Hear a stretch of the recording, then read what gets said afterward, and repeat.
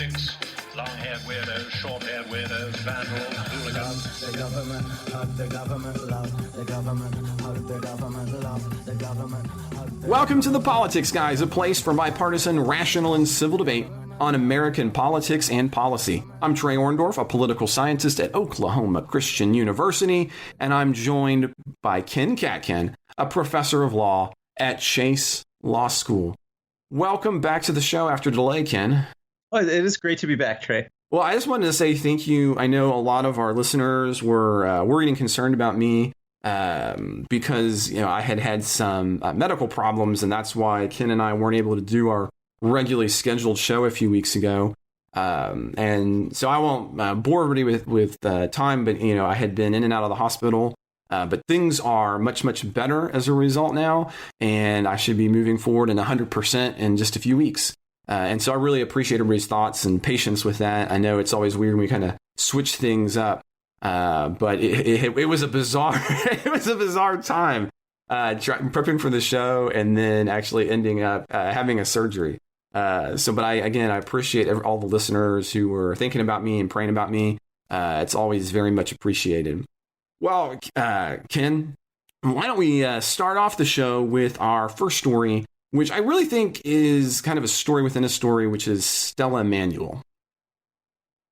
Stella Immanuel and her hydroxychloroquine. Donald Trump and Donald Trump Jr. both retweeted and supported video this weekend that highlighted physician Stella Immanuel and her so-called cure to COVID. Now, the video ended up getting watched tens of millions of times on Facebook and on Twitter before ultimately being removed. As a matter of fact, Donald Trump Jr. even had his account locked down until he removed the post for violation of terms of service. Now, many on the right have been quick to note that this is really nothing more than conservative voices being silenced again and a desire, I think, in some quarters to kind of hide the cure, the all claiming they. In fact, I don't know about you, but I had a number of pretty close family members and associates who made this very claim, and it's one that I think we're going to take up a little bit more when we talk about the big tech companies testifying before Congress. But in the meantime, the major news outlets, starting with the Daily Beast, started reporting on Stella Immanuel's other claims.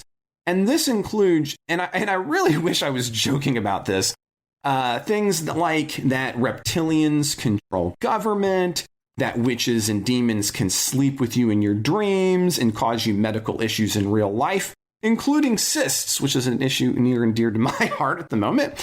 And even more astoundingly, Immanuel reports that alien DNA is used in current medical treatments for a variety of kind of bizarre reasons, and that scientists, no less, they're powerful human beings, are finding a way of using vaccines to prevent people from being religious. Now, I think we're both going to agree this video and the argument set of it is the definition of insanity, both from the people who were putting it forward and also just on the face of their claims. And I don't think we're going to need to spend any time discussing the probability of alien DNA, but this is actually getting a lot of support from mainstream folks. And so one of the people who is supporting this is President Trump, who, when asked to follow up about his retweet of Immanuel, said this about her specifically, quote, "I thought she was very impressive in the sense that from where she came from, I don't know what country she comes from, but that she's had tremendous success with hundreds of different patients. I thought her voice was an important voice, but I know nothing about her," end quote. And so, right now, just to be clear for listeners, in all of the current randomized trials, there's currently no evidence that hydroxychloroquine is effective in treating COVID-19. The FDA removed emergency use of it because of its associated risks. Now, this week, the Henry Ford Health System did release a study showing evidence that it might reduce the death rate of COVID patients who are hospitalized. And even that claim, of course, is far different than the claim of Immanuel, which is that it's a cure. So not a cure, but a potential for lowering death rate. But this study actually flies in the face of lots of other studies, which also came up this week. One of the problems is it's not a randomized study, and that's something that got pointed out in hearings on Friday. And so, Ken, really what I think about is a lot of people are confused about the drug. They're confused about masks. They're confused about all of this. And I think the reason why is because higher education and school systems have fundamentally failed them. People just don't understand how rational science works. And I think instead these things have just kind of become a rallying cry. So here's what I kind of wanted to talk about. Not so much the alien DNA, but how does someone understand these kinds of claims in a rational manner or in a scientific manner? What does it mean to rationally understand anything? And that's the whole point of the politics, guys, right? It's in our tagline. We are dedicated to rationality and rational debate. But I worry that many, even of our listeners who may want to be rational, who want to be scientific, they don't really know what that means in kind of a nuts and bolts way. And so maybe they turn on our show, maybe they turn on to some other trusted news outlet and they say, well, those are the experts. They know what they're saying. You know, Ken, he knows the law. Trey, he knows political science. So I'm going to listen to them. But how does someone begin to understand the scientific process enough to say, look, this is the reason why mask recommendations have shifted, or why a particular drug isn't a cure, even if there is a single non-blind study? And I know that's something that you do in law as well. So, Ken, what is it? I mean, why is it seemingly easy for some of us to take a look at this as opposed to, I think, a lot of people like the president and says, well, this is the same as everything else. How are we rational? How do we approach that? Yeah, it's a very big question, Trey. I don't know that I want to blame it entirely on the educational system, though. I mean, President Trump is a Ivy League educated person himself. Stella Immanuel herself has medical degrees apparently, and must have gone through college and medical school. And so I don't know that that I would divide it into, well, people who are uneducated are willing to believe unbelievable things. Oh no, my point was I think they're being failed. My point there was to say, Ken, that I think they're actually being failed by many institutions of higher education. I don't mean that they're not there, but rather that I think that I think there are some institutions that fail the litmus test of producing graduates who are able to identify what makes something a rational, cogent argument or a scientific argument and what makes it not. So I don't disagree on that front. I don't mean to make people sound like they're ignorant. I think we're on the same page here, but we have to remember President Trump is an Ivy League educated person, and I think other people, some people who are interested in promoting what I think you and I both see as kind of anti-scientific or anti-rationalist views are well-educated people, and it's a complicated thing because in our system of the marketplace of ideas and of freedom of speech, it's fairly essential that people whose ideas seem weird or wrong still be allowed to espouse those ideas. Otherwise, people like Galileo, would be suppressed. Right. People like Charles Darwin would be suppressed, right? So, so new ideas that are true may end up sounding very crazy at the time that they're articulated. So I think we have to have freedom of scientific speech. But the part that I think you and I are fully in agreement on is that it's really irresponsible for people who are in positions of authority and who have big, large pulpits that they have audiences who are listening to them and placing trust in them. If they're gonna really promote unorthodox views, they should try to understand why those views are unorthodox. I think President Trump should, before he just promotes Stella Immanuel's view because he has some wishful thinking that COVID is just going to go away. I think he should try to understand, well, why does mainstream medical opinion not believe that there's any value in hydroxychloroquine? And what is it? What is if Stella Immanuel has a difference with mainstream medical opinion? What's the evidentiary basis of her difference with mainstream medical opinion? I think people are really short-circuiting that part of the inquiry, and I don't think it's necessary for everybody to be that responsible, but I think it is necessary for people who have platforms and audiences to try to be that responsible. No, I agree. I think that's one of the things those of us who take issue with Trump in a larger way have a problem with him is that he purposefully and dangerously floats things. And in the bonus show, we're going to talk more about some of the dangerous things that he has floated, legally speaking. But, one of the things as a scholar of political communication for me, and you were kind of getting at it there, Ken, when you were talking about the marketplace of ideas, is, there's a responsibility on everybody to be able to think about things, I think, in a deeper way, to give themselves time to think about things in a deeper way. And I think one of the things I think that many don't understand is that we have taken the way we think about communication and we want everything in teeny little meme soundbite positions. And that's not the way that this works. So, for example, I know that I brought up the issue of masks, and I'll bring it back around here. A lot of people said, well, originally scientists told us that we don't need masks, and then they all changed their minds. How can you believe anybody anything? But I think that's, again, a kind of a misunderstanding of the process of thinking kind of rationally and scientifically, which says, and that's what you were even suggesting when you talked about Galileo, which is, I should be, if I cannot change my mind, right? I've left the position of rationality. So that means as you get more evidence, that you have to be willing to change. And this, I think, is kind of hard. And that's what you're talking about here in kind of people in positions of power is that we want them to be unchanging, right? So their position on, abortion or pro-life, if you ever deviate from that, you have committed some grievous sin. And, we can save the contents of that for later. But I think they bring that same kind of passion to items that you're trying to understand rationally. I think part of being rational, part of being scientific is understanding that claims will not last eternally. Right. And if they do, well, then you've kind of left the scientific realm. And I think that's one of the things. So, for a listener who says, but look, Ken, I agree with you. I want to be able to trust these. But what's your standard? So when you're looking at something like an issue we're going to bring on the show, and a claim like Stella Immanuel comes up, what's your rubric? Just kind of walk us through what you do.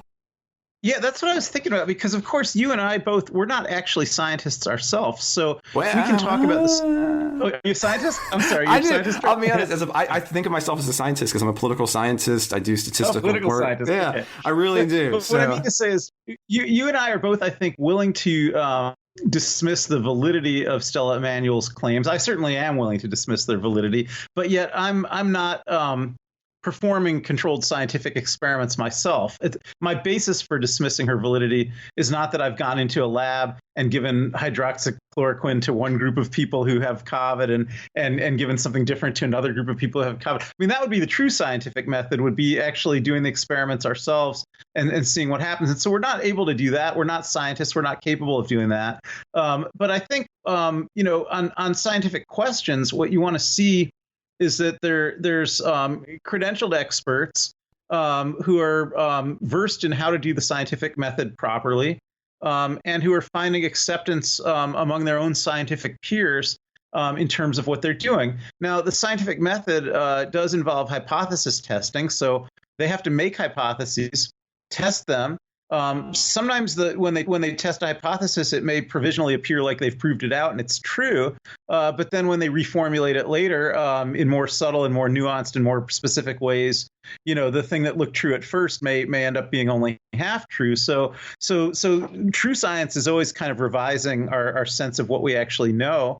But yet, for those of us who aren't scientists, I think really what we have to do is rely on what seems to be consensus opinion among scientific communities. And I don't know that we're always bound to be in a cult of authority, but I think if you're ever going to believe a kind of heretic scientist against a mainstream scientific opinion, there's some responsibility there to have some kind of understanding of what it is that the heretic scientist has looked into, what experiments they've done that make them actually think that the mainstream opinion is wrong. And I certainly think there should be a thumb on the scale in favor of believing mainstream scientific opinion, but I don't think people are obligated always to believe it.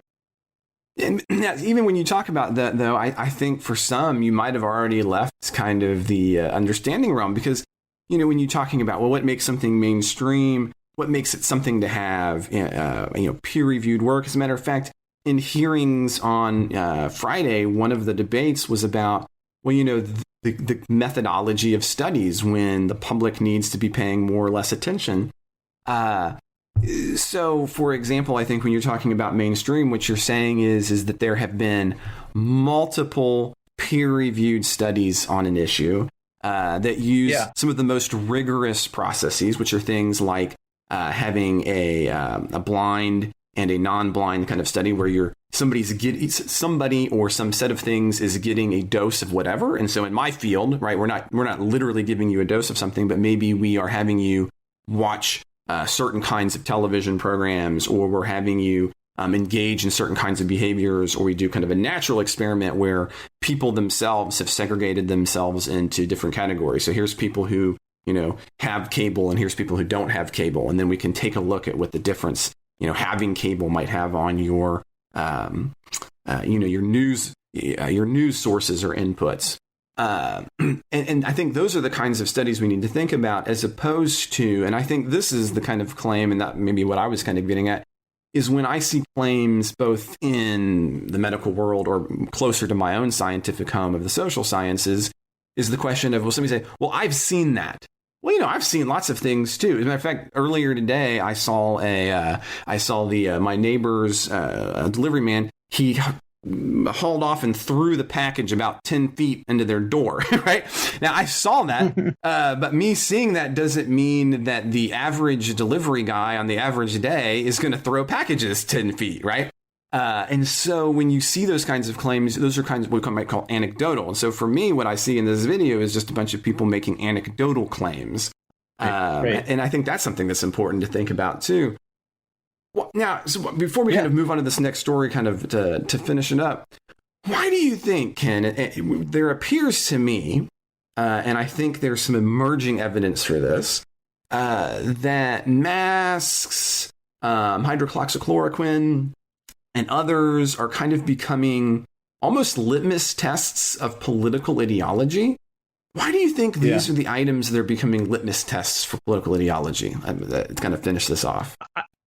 I think that can actually be blamed on President Trump. I think it's because he has promoted divisiveness in every possible way, and this is just one more way that he's promoting divisiveness. That I think he has sort of he has this political intuition that the way that he maintains the fervent support of his base is by making them think that they're really in a war against everybody else. And so he always looks for ways to divide people. And so here where you have a fairly strong scientific consensus saying, the COVID virus is real, the kinds of measures that can limit its spread are things like social distancing and the use of masks.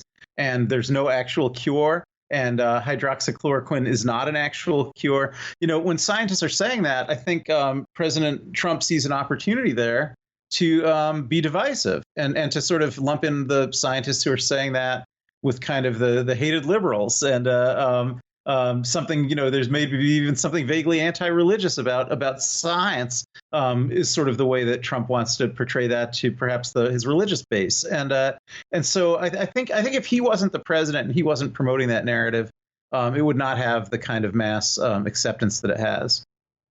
Well, why don't we turn to our next story, which is Attorney General Barr's testimony on Tuesday. So on Tuesday, the House Judiciary Committee was able to question Attorney General William Barr. Now, originally, he was supposed to come in May 2019, but he never showed up because he objected to being questioned by staff attorneys. Now, this Tuesday's hearing was without the assistance of staff attorneys, which is why he showed up. And to be honest, I'm just going to wear my position on the sleeve. I think Democratic questioners failed spectacularly. And the reason I think they failed is because they didn't really allow Barr to answer questions. And it really just made them look petty, and it allowed Barr to look professional on some really shaking ground. Now, Barr did respond when he had a chance to respond. He looked pretty poorly. As a matter of fact, when he responded to Representative Lee's question on police brutality, Barr responds, quote, I don't agree that there's systemic racism in police departments generally in this country, end quote. Or when he declined to understand the McClain case, or he stated, quote, police are less likely to shoot at a black suspect, a little bit more to shoot at the white. However, police are more inclined to use non-lethal force in contact with an African-American suspect, end quote.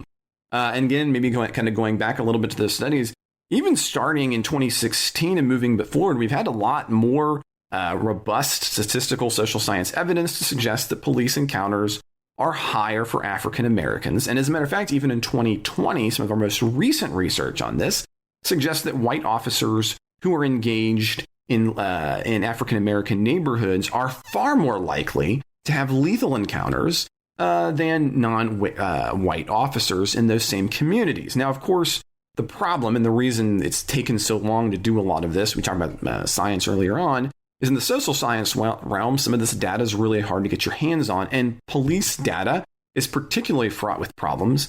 It usually has undercounts. Interactions can be coded wildly differently because each state has their own coding mechanisms. But even what we have suggests that Barr is outright wrong, and it made him look really bad.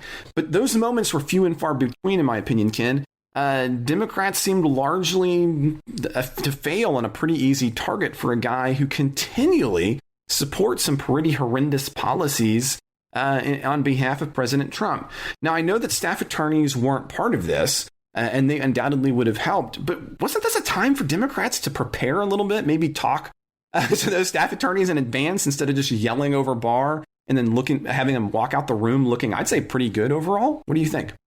Yeah, I mean, I don't think he looked good, but I do agree with you that it was a lost opportunity. I thought he still looked pretty bad, actually, but he could have been made to look a lot worse if he would have had more of a chance to speak.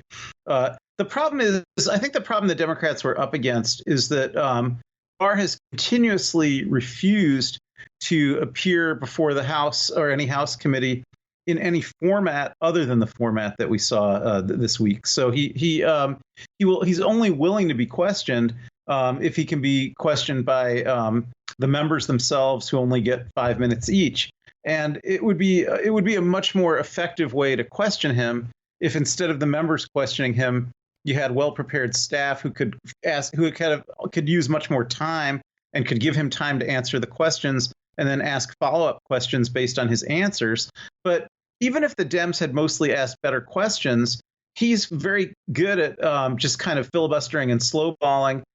He could run out a 5-minute clock without giving anyone a chance to have a follow-up question. So if that's the format that he's able to get, I think it is going to be hard to land those knockout punches on him. Now, I did think at least Congressman Swalwell landed a few knockout punches on him with respect to the political interference in the Roger Stone case.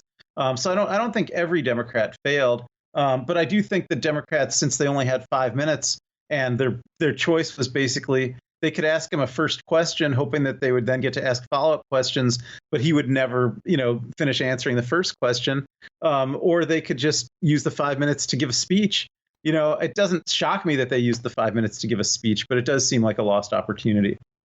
So, I mean, I agree with you. I mean, in the format that you have, that you're a little bit hamstrung.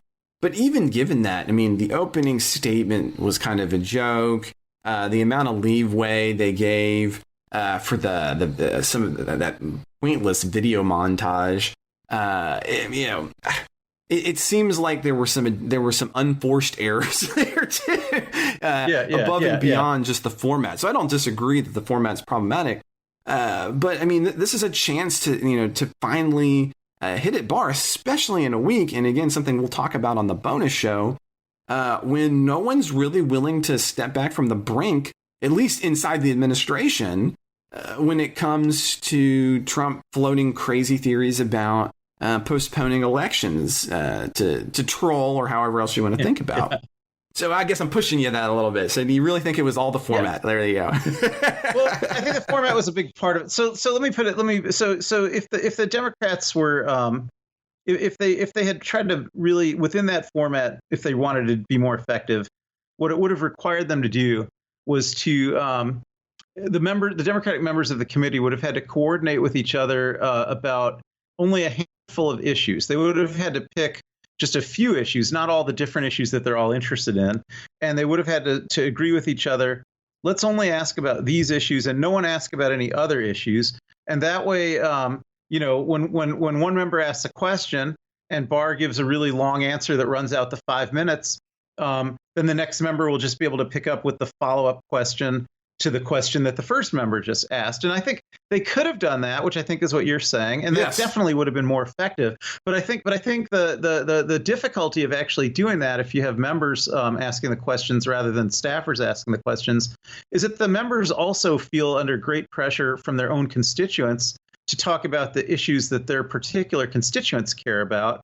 And that's not the same for all of those members, right? So I think it would be hard for them to coordinate, like the Roger Stone stuff that Swallow was asking about, which I thought he was very effective about.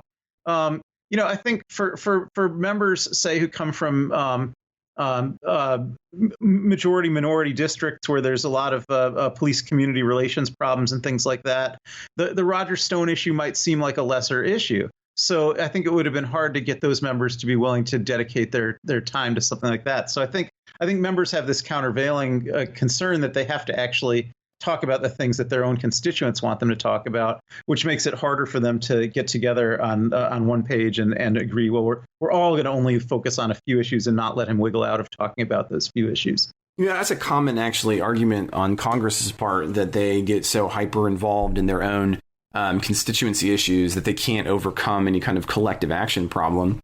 But I've often wondered if that isn't, in fact, a failed strategy, because at base, what you're saying then is so I will go ahead and ask my questions that I will know will never make it back to my constituency, because of the format is going to bury it anyway.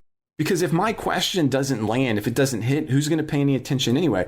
I think that you would have had a better, as you had mentioned, at least some coordination on the front, in the hopes that you could then at least have something that you could show for your district. But you ask your hyper district specific question, and it just looks like stupidity. Well, what good did that do you? What are you going to bring back to your district on that front? Who's going to care? Even what interest group is going to care? I have sometimes wondered in the kind of that committee politics world what the payoff is for that particular strategy that you're describing. I don't have a great answer, but. Yeah. Well, I mean, remember, this isn't actually legislation we're talking about here. This is just an oversight hearing. So legislation, the goal might be to actually get something passed that you can bring back. But I think an oversight hearing, the goal might be to say 5 minutes of words that your constituents will be glad that you said, right? That may be it, right? That each of those members, if their constituents hear the 5-minute speech that they made, even if they didn't give Barr a chance to say anything, if their constituents like the sound clip of the speech that their member made, that may be all they're trying to accomplish. So maybe just a hope for a television ad in the future is what I'm hearing you say.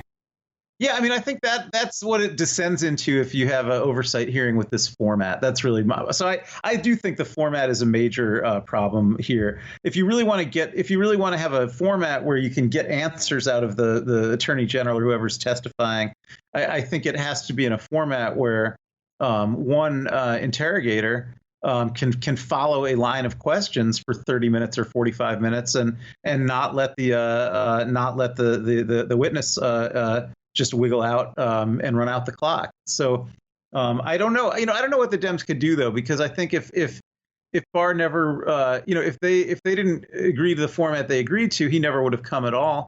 In the past, they've subpoenaed him and they've held him in contempt for not coming even when subpoenaed. And I don't know what that got him either. So it's I think I did they actually ever take that all the way through court, or did they drop those? Didn't they drop those after they moved things onto the Senate in the impeachment? No, the contempt of Congress doesn't go through court. I mean, the only way the contempt of Congress would be if the attorney general, the attorney general would have to bring a charge against himself for it to go through court. But so I'm holding myself. When the House votes that, it doesn't go to court. The House can vote somebody in contempt of Congress, and they did do that, and then that's actually the end of it. But it's essentially a symbolic vote. Yeah, I was thinking about they had actually brought some cases over that, but no, not against Barr. You're accurate. Not against Barr, but they did vote him. They did vote him in contempt of Congress in the past because he didn't come when they subpoenaed him. Yes. And I guess they thought maybe it would be better if they could just get him to come. And so he that's why they agreed to this format this time. So why don't we move on to our next item, which was this Thursday's committee hearings, where the House Judiciary Committee was talking to the CEOs of Apple, Google, Facebook, and Amazon, who had to testify from questions on their potential anti-competitive behavior and or monopolies. Now, for listeners, Ken, I do want to be transparent about this because we don't oftentimes speak about companies in a big way. But I do want to be transparent that I do own stock in Apple, Facebook, and Amazon. It doesn't really change my opinions a whole lot. I don't have a lot of money. I'm not exactly rich, but in my retirement accounts, I do own these things, and that was my own choices. So I do point that out as we're going to be talking about this. I don't own any Google, and anyway, draw what conclusions you will from that. But to be transparent, there we go. But that's what happened here on Thursday, and it's really been a long time coming. I mean, Elizabeth Warren had, during her run for the Democratic nomination, kind of put front and center an idea that it was time to bring anti-monopolistic practices against the big tech companies, oftentimes called FANG. And Representative David Cecilian opened by arguing that America's tech companies, they really have an outsized influence, and wanted to kind of kick the ball off talking about questions over data surveillance and the ability to control what's being bought and copied and sold. Apple's kind of really the oddball out here because it was really more about their app store that was the centerpiece of the hearings. But for Google, Facebook, and Amazon, it was really about data control, data surveillance. That's something we have talked about on the show. So, Ken, this seems to be something that's been gaining some speed. Like I mentioned, even from the primaries forward. Do you think that there's going to be any kind of real legislation as a result of this? I've got some of the major highlights of the committee hearing down, but kind of as a big picture, is this setting up for when Biden wins, thinking about kind of the way we back in the 90s we had a anti-monopolistic practice suit against Microsoft, or is this really just a chance to gather information? What do you think? I don't think any legislation's happening out of these hearings. I think there's two problems. I mean, one is, like everything else in D.C. right now in Congress, I think there's so much partisan gridlock that it would be not easy to reach any kind of bipartisan agreement that would be necessary to overcome. I mean, right now we actually have divided Congress, and even if we don't after the election, the Republicans will still at least have a legislative filibuster in the Senate, I think. So I don't think there's much chance. I also think another reason there's not much chance of legislation on this issue, besides just the generic gridlock, is I think the purpose of the antitrust laws is contested. And I think there's been somewhat of an evolution over time. Whereas I think in the 19th century, when the Sherman Act was passed, and in the early 20th century, when the Clayton Act was passed, the two main antitrust statutes, I think a lot of the concerns that animated Congress then that made them want to pass an antitrust act was the idea that big corporations are too powerful. They have too much outsized influence, both political influence and influence on things like labor markets and consumer markets. And it's just not good for anybody to be that powerful. And I think that kind of vision, maybe some Democrats still share that vision, but not even all.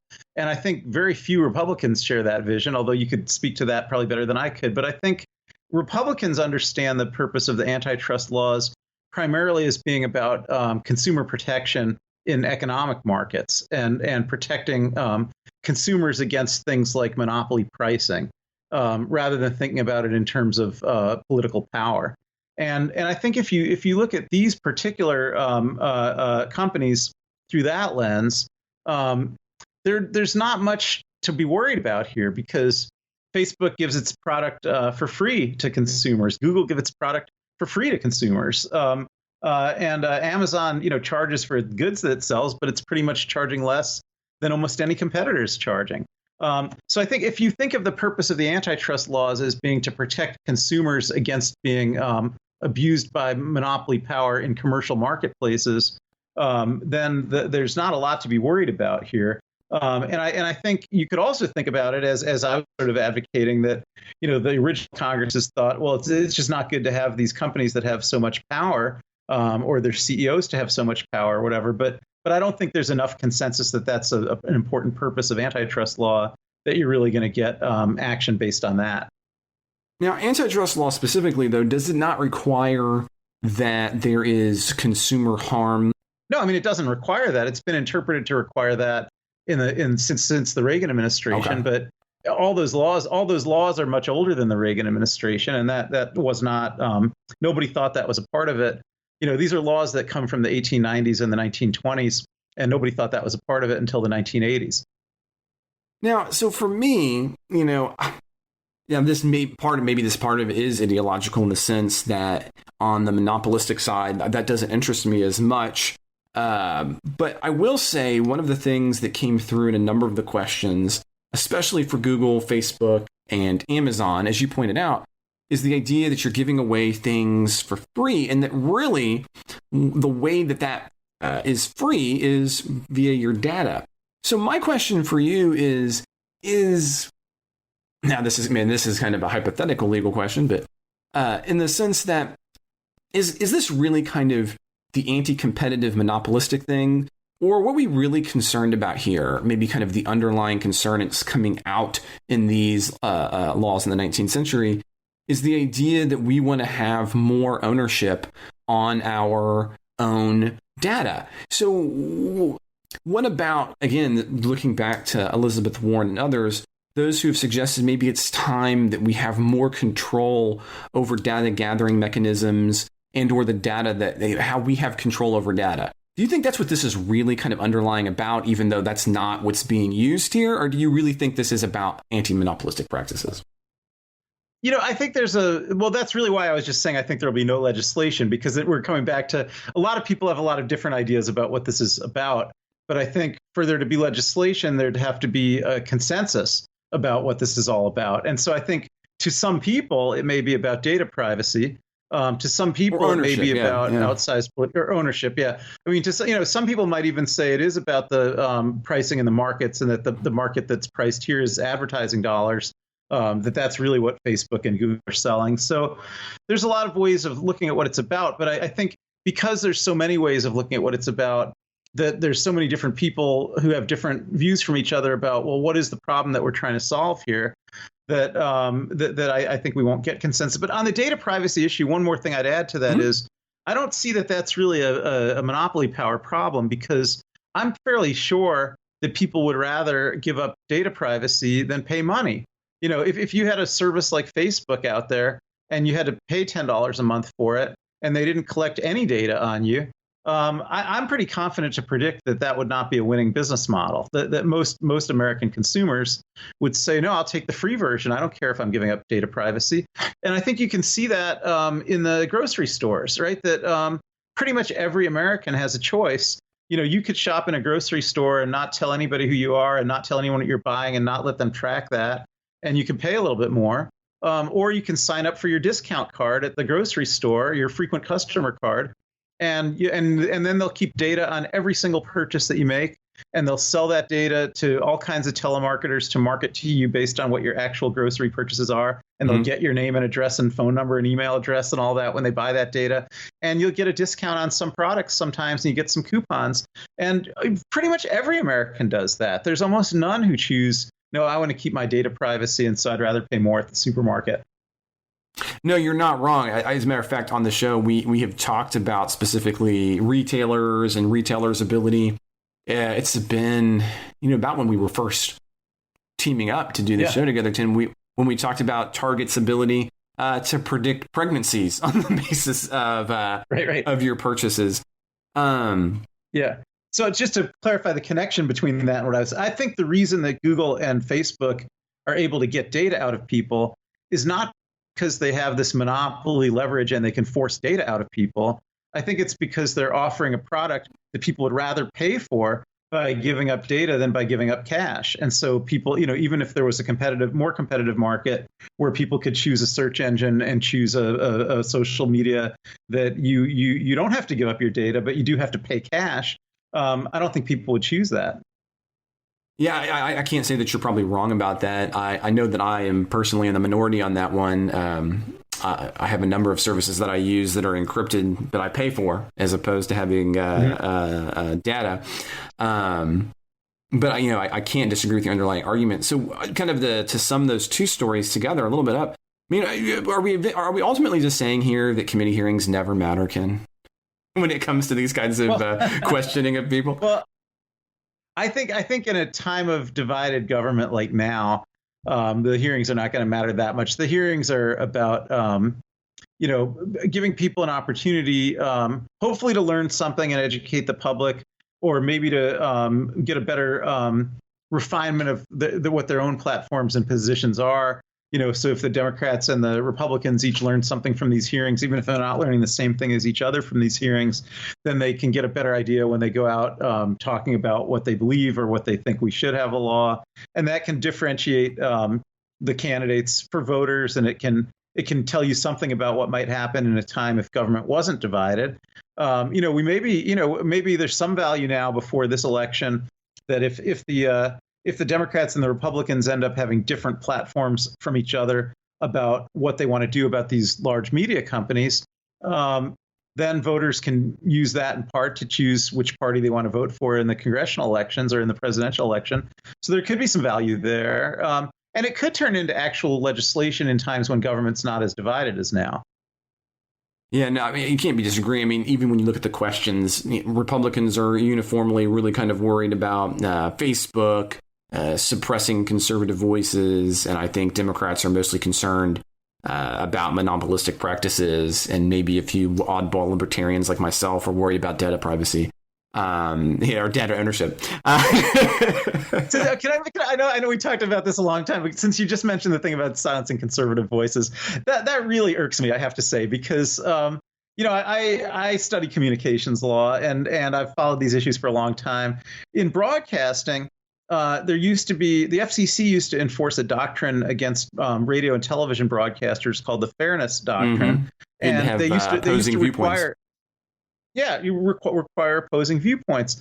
And it was conservatives that went to war against that, beginning with the Reagan administration. And the Reagan administration actually succeeded in getting rid of the Fairness Doctrine. And they argued that was a form of censorship because, programs like the Rush Limbaugh show that emerged once they got rid of the Fairness Doctrine, you could never have emerged when there was a Fairness Doctrine unless the stations that broadcast Rush Limbaugh were able to then were willing to do a 3-hour show with a liberal. Right. And if they weren't willing to do both, you couldn't have Rush Limbaugh. So the conservatives back then, their whole position was, you can't have the government regulating this. You've got to let these media companies air the political stuff that they want to air. And if it's one-sided, so be it, because anything else is censorship. A requirement of equal time is censorship. A requirement that the broadcasters not be biased, is censorship. That was the conservative mantra. And now it feels to me like they flipped 180 degrees. That on these social media companies, like they're saying, well, they shouldn't target conservative voices and they shouldn't advance liberal views. But yet, it's 180 degrees the opposite on their position about the proper relationship between government and private media companies that they used to articulate, because they used to articulate that the government shouldn't play any role in telling these private media platforms to give equal time to anybody. Well, and it's also just simply a ridiculous position to argue that the First Amendment applies to private publishers. Right. And so in the case of Facebook or Twitter or anybody else, since they're the one creating the platform, no one is forcing you to be on that particular platform. I fail to see how you can argue. Well, there's no failing. There is no case law or constitutional basis for suggesting that the First Amendment applies to a newspaper that won't run somebody's particular opinion piece, right? And that's effectively what you're arguing there is that every private corporation, if they decline to run your position, have violated your First Amendment rights. Right. I mean, it's a little bit more complicated. I mean, I think what you just said is generally the tenor of that's a correct summary of the general law on this point. But there are nuances and exceptions because when they did have the fairness doctrine in broadcasting and radio and television, that was all through FCC regulations, not through First Amendment. In other words, those were exemptions to the First Amendment because broadcast media was considered to be a public good and therefore didn't receive full First Amendment constitutional protection because there was a limited amount of it, right? There was only so many channels. There's only so much spectrum affected. Yeah. That's exactly right. Yeah. But you could similarly conceptualize search engines like Google or social media platforms like Facebook, I think, as being public utilities. Nobody has conceptualized them that way, but I think ultimately it's a question of labels, right? Because broadcasting was labeled as a public good, a public trust, the airwaves were labeled as public airwaves and scarce resources, and newspapers were never labeled as that. But there's also a scarce amount of paper in the world to publish newspapers on. And in fact, daily newspapers were more scarce than broadcast stations. Most cities only ever had 1 or 2 or maybe 3 daily newspapers. At the same time, they had 8 or 10 television stations and 20 or 30 radio stations. So those kind of labels. Gotta be careful there. I mean, even historically speaking, what city ever had 10, especially at the advent when you're talking about the creation of the SAC? What town ever had 10? Radio or television stations? I mean, you were generally talking about 2, maybe 3. So maybe more similar. There were many more than that. So the fairness doctrine that we're talking about was sustained in the U.S. Supreme Court in 1969 in a case called Red Lion. Mm-hmm. So in 1969, most of your cities would have had at least an ABC affiliate, an NBC affiliate, a CBS affiliate, a PBS affiliate, because PBS was already going by then. And they would have probably had 4 or 5 independent stations at least, maybe some religious broadcasters, maybe some stations that just showed reruns. But you typically had that. I mean, the analog television sets that people used to have even before there was cable TV, they'd go from channel 2 to channel 13 on the VHF dial. And then they'd go from channel 14 to channel 69 on the UHF dial. So in principle, there were 68 channels available. And I think 10 was fairly typical for mid-sized cities. There were never 10 national networks, but there were more independent stations, and syndication played more of a role, and religious broadcasting played a role. If you added up, it was about 10. And with AM and FM, typically 30 or 40, and in some markets more. So, it's true that the Supreme Court said, well, yeah. The Supreme Court says, well, broadcast spectrum is scarce, unlike newsprint. But that's a distinction without a difference. I mean, every resource is scarce. Ultimately, there's a finite amount of paper and ink in the world, just like there's a finite amount of usable broadcast spectrum. In fact, in some ways, if anything's infinite, it's broadcast spectrum, because it's only by the choice of the FCC that radios go from 55 AM to 1600 AM and from 88 FM to 107 FM. They could make those dials twice as long or 3 times as long if they wanted to, and fit in many more stations. So I think those were categories. You were correctly reciting the Supreme Court's doctrine, but I think that doctrine was reflecting some very artificial categories that really come down to just how people want to think about things. And some people would want to think about today's social media networks as public utilities. And, they've never been classified that way, but it's not beyond the realm of thinking to classify them that way. So but again, I find it so interesting that it's mainly conservatives that are calling for that now, when conservatives were really the ones who were very, very adamant of imposing the opposite, having the opposite regime for broadcasters, that broadcasters should be allowed to broadcast the political content that they want, even if it's very one-sided, and the government shouldn't be telling them that they have to broadcast both sides. We'll leave it to historical nuance and the history of political communication to be the subject that gets us all riled up, Ken. What was the thing this week that got you? Well, we were talking about how many... anyway, but I think, I'm going to actually have to go back and look at that, and because you're often right. And I think on this one, I actually have you. But we'll have to see, at least on the number. We'll talk about the number. I mean, you're right about the number of potential channels on your television. But if I am remembering historically correctly, I think you might be overestimating the number of average channels. But I mean, I think now we're probably getting way too deep into the weeds. It's more of a grudge match. So why don't we finish up with one last story, Ken? And that is our COVID negotiations.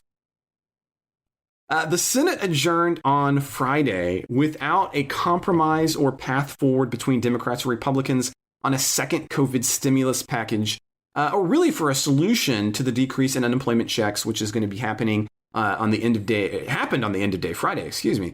The CARES Act, which happened back in the spring, included a $600 a week supplemental unemployment benefit. It was an issue for Republicans and on their radar since it passed because it meant that some recipients were actually able to collect more from unemployment as a result than they normally earn from their jobs. Now, it's worth recognizing that the goal generally of unemployment is not to get somebody all of their money, but rather about 50% of it. Now, I can't imagine trying to live on 50% of my salary, but we'll put that to the side for a moment.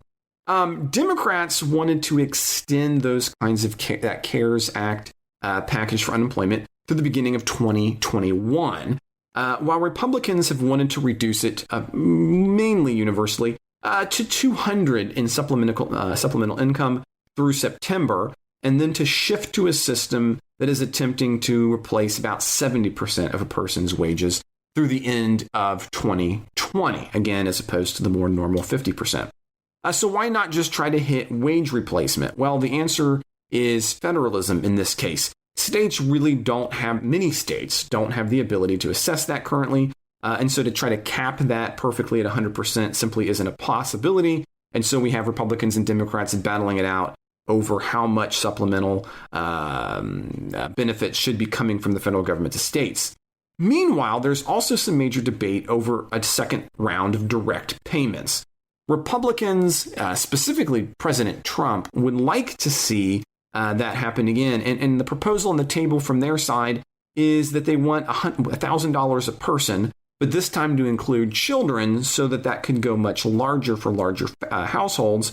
But Democrats want the payouts to be larger for adults and potentially to be reoccurring if we take a look at the House's measure. Lost in a lot of this, from my point of view, is I don't think anybody's really talking about the inflation, especially when we're already talking about what the Fed is doing to prop up markets. You eventually have to pay for this stuff.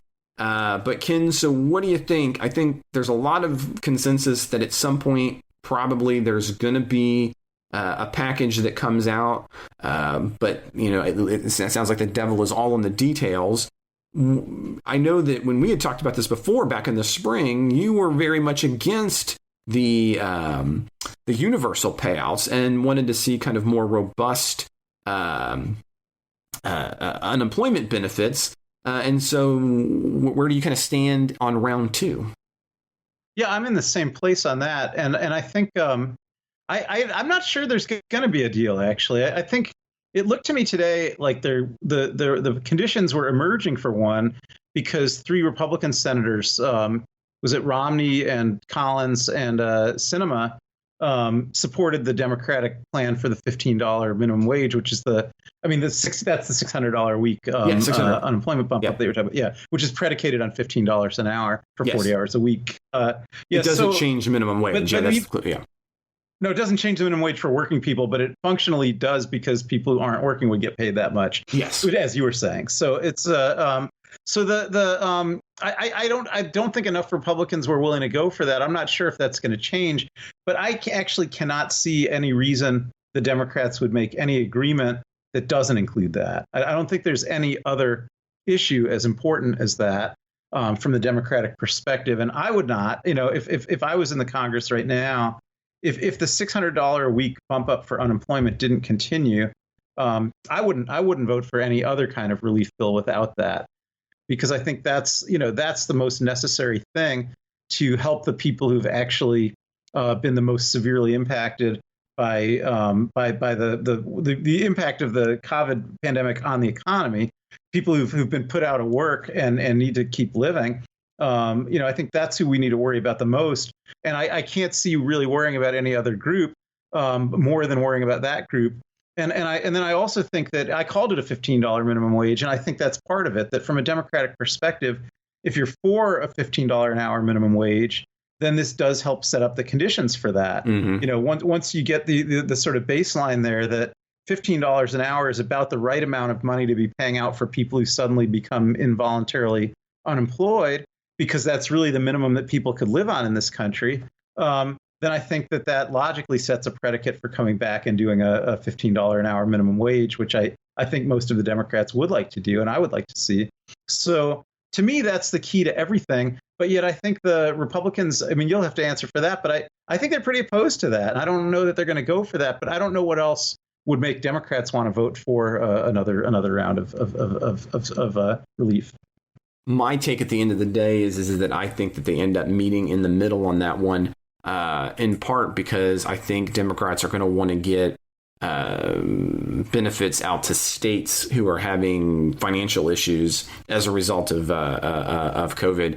Now, one of the things I had thought about as I was kind of watching this unfold, of course, is if you don't come to an agreement, what you will effectively do is force states to reopen, right? Because you can't go into lockdown if you aren't going to have kind of robust unemployment. There's just absolutely no way.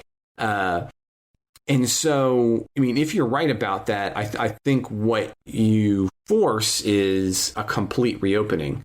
Was that something you had thought about at all? I mean, for me, that seemed to be something on the potentially kind of lurking behind the agenda, was to say, well, look, if you can't put that out, I mean, you can't lock down again. That kind of ends it. That opens schools. That opens all kind of things. Because what else do you do? So yeah, I hadn't thought about it, but I don't agree with it.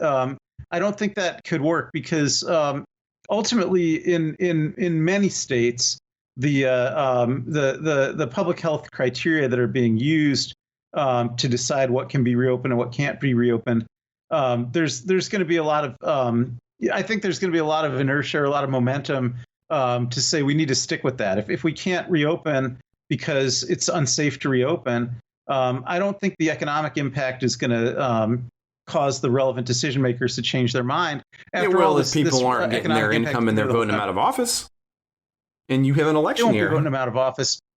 I think that Democrats would say, well, we'll be running on the fact that we're going to, if we get into Congress and we get the White House, then we're going to reinstate the $15 an hour unemployment benefit, and we're also going to bring in the $15 an hour minimum wage. So I don't think anyone would. I think both I'm sides talking about bases, states. I'm talking about state officials, right? So my thing is if the feds don't have that happen, then I think state officials will be forced to think about monkeying with those, because they're the ones who are going to get voted out. I don't think people at the national level would. You're right. I think Democrats could make a case for running on that. A good one. But the governors I'm out of work, and I'm still out of work because the governor won't open back up because they're not going to pay my unemployment benefits. I'm going to blame the governor. Yeah, I don't think it would work that way. I think most Democrats and Republicans would blame the other side for the impasse. And so you're contemplating some people changing their votes, but I'm not sure whether you're contemplating that Democrats would change their votes or Republicans would change their votes. But I don't see either. I think if you just have a continuation of the present status quo, but everything's getting even worse, right? The disease is getting worse. The economy's getting worse. The unemployment benefits are getting worse. Everything's just getting worse. It seems to me that what that means is that both sides end up thinking we really, really, really got to win this election. We got to get rid of those villains on the other side so that we can start moving things in the right direction again. And I don't see that anybody, says, well, I'm going to turn against the incumbent. It's not about whether they're the incumbent. It's about what party they're in, I think. I mean, I think there is evidence to suggest that, especially in state and local elections, that your well-being can turn you against incumbents. So I don't disagree that party preference is the biggest predictor for voting. But I do think it's malleable, especially when it comes to severe economic, pocketbook voting effectively against incumbents. You blame incumbents for circumstances in which you find yourself in the current election. And that even applies as you move up a little bit when you talk about presidents. Whether or not it's those individuals' faults doesn't really matter so much as the connection between this person is in office, this is the kind of negativity that's happened. So I think we might have a little bit of a disagreement there, which is always fun. Yeah, it's fun. Yeah, because I think that if you got people, say, who've been they've lost their jobs, they're getting $15 an hour right now on unemployment. It's very clear that Democrats want to extend that, and the Republicans won't allow it. I think that if those people are Democrats already, they're still going to be voting Democrat. I don't see anything that changes that equation there, really. So you're a 100% predictor is always going to be partisan partisan ID. Well, because here we're talking about a failure to make a deal, right? Everybody's going to lose. Everybody in the country is going to lose if Congress doesn't make a deal. But I think if everybody loses and it's because Congress didn't make a deal, I do think people are going to blame the opposite party from their own party for being the reason that a deal couldn't be reached. Okay. Well, I'd be interested to see. Well, Ken, it's been a lot of fun doing the show. We've gone a little bit long today, actually. I didn't think that was going to happen. But here we go. I hope listeners, you loved it. Ken, it's been fun doing it with you. Thank you for everybody for listening to the Politics Guys. I want you all to know that all the hosts, myself included, we really do love working on the show. I wouldn't be doing this after being in the hospital if I didn't. And to make it possible, what it takes is really cool, amazing listeners like you guys.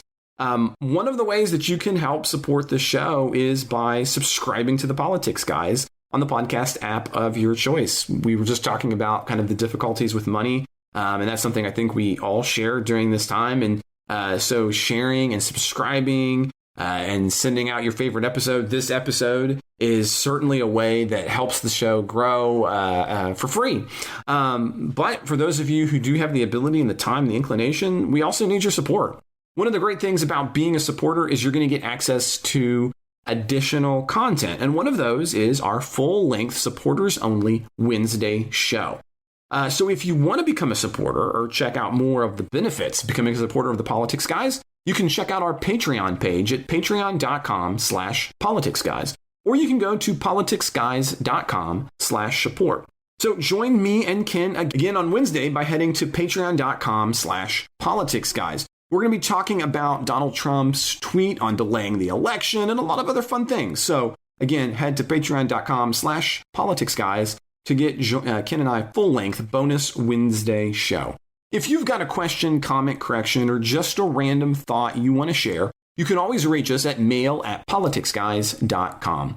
We also strive for civil and rational debate on our Reddit at Bipartisan Politics, or Reddit at Bipartisan Politics. We're also on Twitter at Politics Guys. The executive producers of the Politics Guys are Bruce Johnson, Wilmer Morano, Andra Masker, Daniel Toe, and Chris Wilkerson. Today's show was produced by myself, Troy Orndorff. We'll be back with a new bonus show on Wednesday. I hope you'll join us then.